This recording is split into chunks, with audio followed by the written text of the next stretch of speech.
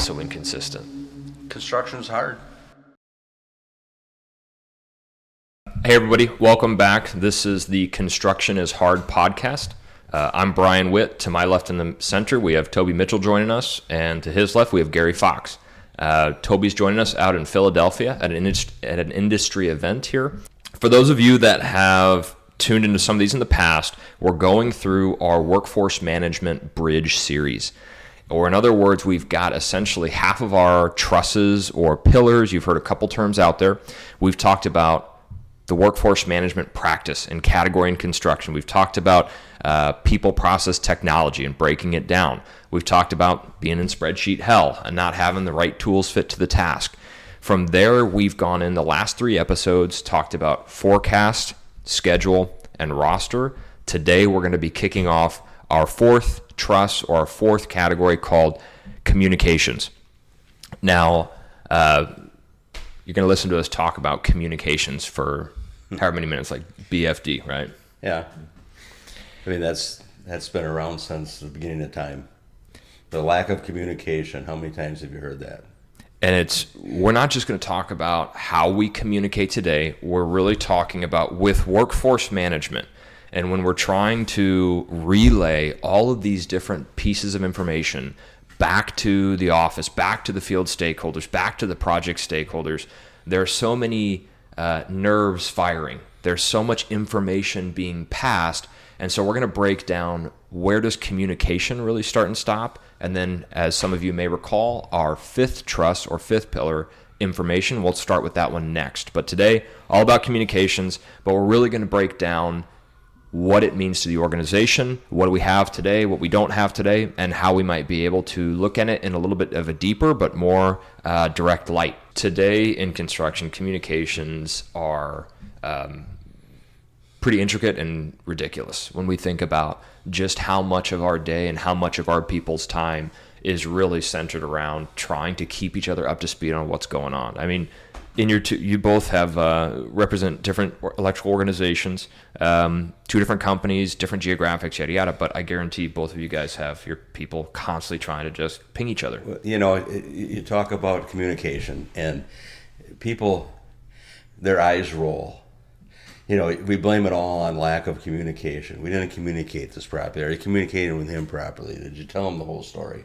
Is everyone hearing the same thing? And I think it's kind of wore out its welcome in the office space, where you definitely have to communicate in the right way with the right information in order to be a team and move everything forward the way it should be. So you can't just blow it off. You can't roll your eyes and kind of treat it as a secondary thing, and it's not as important as the other pillars we were talking about. This is an important part of putting your processes together and being able to execute on projects in the right way. Like every other contractor, I think we had a big problem with communication in the right way, meaning that we were sending information to the people that needed the information, but it wasn't consistent.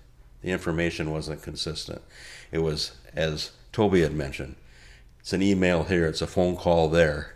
Now there's an interruption. And a lot of times the key people that needed to receive the information through the communications we had set up didn't even receive it. And it was like, you know, you hear contractors talk about organized chaos. Well, that's what's causing a lot of it, is the inconsistency of communications across the company. The good news is that now we have this platform, Rivet, that allows us to communicate consistently across the entire workforce management team, the project teams, because you're able to set up the messaging system and through templates, and you're able to list the people that are going to receive these messages, and you know that once you hit the send button, that message is going to go out across the company, and it's one message. It's the exact same thing to every individual that receives it. You know, how many times in the past where a labor manager would transfer a person from project A to project B, and he would inform the foreman on project A, the foreman on project B, and not the project manager on either one of them. And now all of a sudden, next day you've got the project manager in your office asking what happened. Well, it's an oversight. Plus, we didn't have the team formed, right? We were doing the superintendent manages labor, the project manager manages everything except labor. Well, the project manager needs to know who's on his job, regardless of how your organization is set up. So it's easy to leave people out of the loop. The safety director is another example. Safety directors need to know where people are. And so they get left out of the loop inadvertently. So it's nothing intentional. It's just the lack of the processes being set up in the proper way to be able to manage it. And I talk about this a lot. I'm going to bring it up again. It really comes down to discipline. You have to be disciplined in your processes. You have to decide how you're going to do certain things and stay disciplined. You can't have a certain group of people doing one thing and a certain group of people doing the other. They all need to be doing the same thing. Whether it's communications or whatever else is, it's got to be consistent. Or you're not going to be able to grow. You're not going to be able to increase your bottom line. You're just going to have problems, and you're going to be living in your controlled chaos situation for as long as you allow that to happen. That's a good point. I think we, as a company, we struggle with that we don't let the safety people know, or guys need, more help on the job. And so they tell the scheduler, but then they don't tell, let's say, the material guy, like, hey, and so then they have the more help, but then they don't have anything for them to do because they don't have the tools or, the extra tools that they need for those extra buys. So that's a good point. I think we forget, like, we need to tell the scheduler to make sure she gets our guys on the site, but then we forget everybody else. Right. Tools, equipment, and information, right? The material. So for those that have or haven't heard us speak in the past, workforce management communications, we got a lot of calls, a lot of emails, a lot of text messages. Gary, I, and Toby have been talking with contractors for some time about their technology, etc. And yet, when it comes to the communication piece that sort of ties it all together, we are still just using a multitude of different tools that are not fit necessarily to our task. And we're going to dive more into that today. It's going to be pretty straightforward. This episode is it's cut and dry in a way, but we're hoping to take a little bit of a different spin on it. Let's talk real quick. We know all of our people play phone tag. We know that text messages are easy. Those are methods out there that we have adopted, and they work at times. But let's talk also about the labor meeting. And everybody's got one every 7 to 14 days. Consider that labor meeting a sign of how effective our communications before and after that meeting. And Gary, I think you mentioned, and in the past, one of our friends, Ben, mentioned, when you have a workforce management or a labor meeting every 7 to 14 days, if you think about it, what's really happening is the company comes together to make workforce management decisions, to decide who's where, align everybody on what's going on, where are the needs arising in the future, all those different aspects. What are the transfers going to be? Are you good? Are you good? And in that meeting, you can tell the more people that have to attend that meeting, the more people that are in there longer and longer. That's a sign that communications in workforce management could be lacking before and after that meeting. And the other key piece there is what we end up seeing is workforce management starts and stops at the beginning and the end of that meeting. We have the great reveal. People go off on their way, and we execute. We put our heads down, we work hard, but then we come back together 1 to 2 weeks later and then try to catch up on everything that's been going on. What if we could be constantly in real time and in the right way, allowing our people to communicate and align between that meeting? Does that meeting get shorter? Does it get easier? Workforce management ends at that meeting for everyone but one person. Right? The team now disengages and goes along their merry way. Well, that one person now has gathered the information that he or she feels they need and executes on that, the information he received. So you're right in the fact that workforce management does cease, and that's the problem. There really isn't any workforce management. Now it's just execution. There's communication that happens between the project managers and the labor managers throughout the course of the next 7 to 14 days.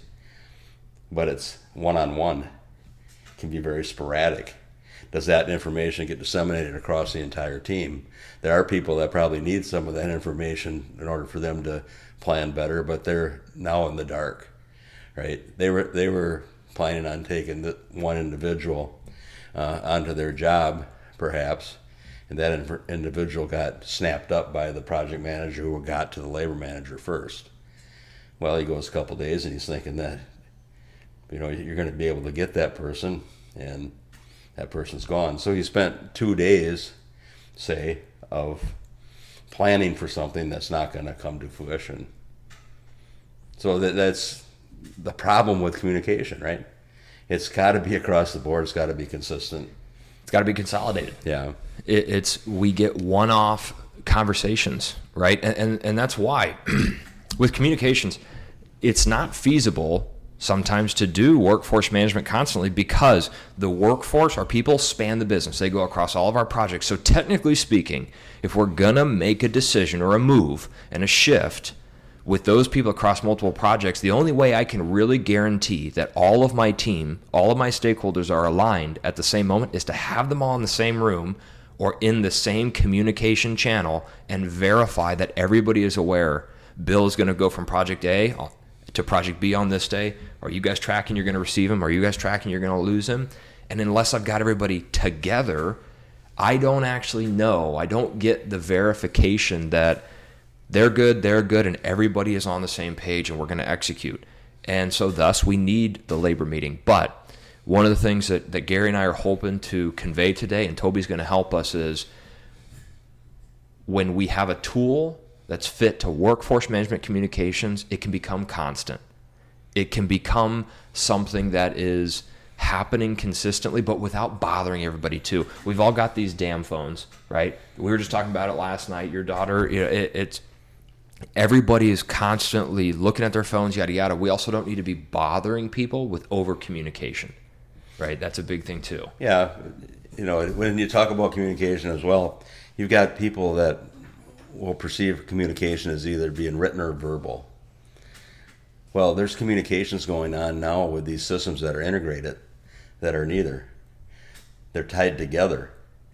So they're transporting information back and forth, and that's a high level of communication that now happens within these platforms that allow for very accurate information to be passed on from one system to the other and from one group of people to the other.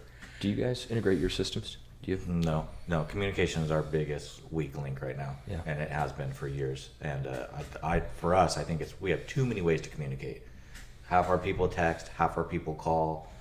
No one really emails much except for the management people, but like the field people, it's there's no consistency for us. I wish we had a process in place for that. But there's really no industry standard for a process for communication. That's a good point too. Consolidating, we talked about the information is our next episode, but consolidating the communication lines, but standardizing. So I would ask those labor coordinators, those operational leaders today, I would pose this question, and we've thrown this question out there to groups in the past too, of what is the method that your people should use to align on workforce management? What is the method? What is the tool? Literally, is it going to be, these damn phones in our pockets constantly? What is the standard tool that we're going to provide our people when we say, hey, align on what's going on across all of our people, across our workforce, our schedules, our assignments, yada, yada? I would argue a lot of times anyone I've spoken to, unless they have a workforce management platform in place already, the answer is always going to be exactly what Toby just hit on. Phones, text, emails, meetings, Post-it notes. Had a group in, I won't even say the state. They were in the Midwest, giant job board, and the job board was really the central hub of information, but also communications. We had foremen coming in and dropping in sticky notes to identify needs or requests. And we had people come in and they would literally write down on the sticky notes, like, I got it, good, etc. And it became a communication method. Open the door and a gust of wind comes in, though, and guess what? You're fudged, you know? I'm trying to do better with my language now. But our intent today, and we're going to actually kind of start wrapping this already, is there are these enhanced communication methods out there. And Gary's got a NASCAR example again. He's becoming a NASCAR fan that we're going to talk about in a second. But there are these enhanced tools and tailored communication methods. Think about football. We've got these helmets with radios in them. We have all of these different, in the Army, we have all of these different, now all my buddies and stuff I get, they're out of date and they're heavy and they suck, but we still have tailored radio methods, they're encrypted, yada, yada. These different industries have tailored tools for communication because it is so important. And yet, again, we roll our eyes at it, but why don't we get a tailored tool, especially for something that should be as constant and as wide-spanning as workforce management? So with that, I want to kick it to you guys. I like this NASCAR example. So if you guys remember, remind the NASCAR example for the team. Yeah, well, I'm becoming a NASCAR expert, even though I don't know much about NASCAR. The analogies I like. One of the previous analogies was regarding the foreman and bringing the team together and have them function as a team. So imagine you have the fastest car in a NASCAR race. You have the best driver. That driver is your general superintendent. Everything is set up for you to win. And you're out there on the track, and you take your first 30 laps, and it's time to pull into the pits. And everyone pulls into the pits together, all the teams. And everyone's team joins in. They jump over the boards, and they're changing tires, and they're putting fuel in, and the driver stays in the car, the other foreman. It takes about 7 seconds and they're back out on the track. Well, our car, we don't trust the rest of our team, so when our driver pulls in, he gets out, puts the fuel in, changes the tires, cleans off the windshield, jumps back in. Now talking about 2 minutes. He's pretty fast at it. He's pretty good at it. And the crew stood behind the wall and shouted encouragement to him, give him some ideas on how he could probably do it better, help him get the tires over the wall and things of that nature.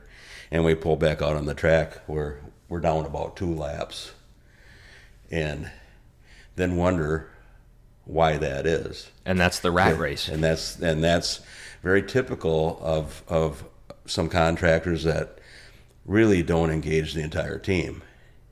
So you different elements within your company are functioning at a very high level, but they're not tied together.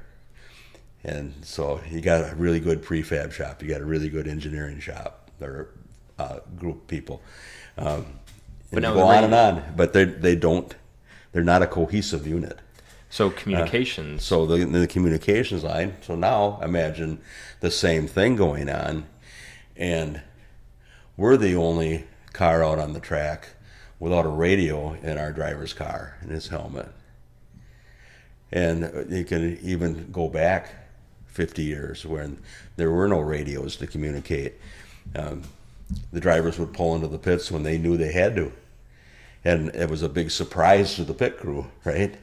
They're anticipating the best they can, but here he comes.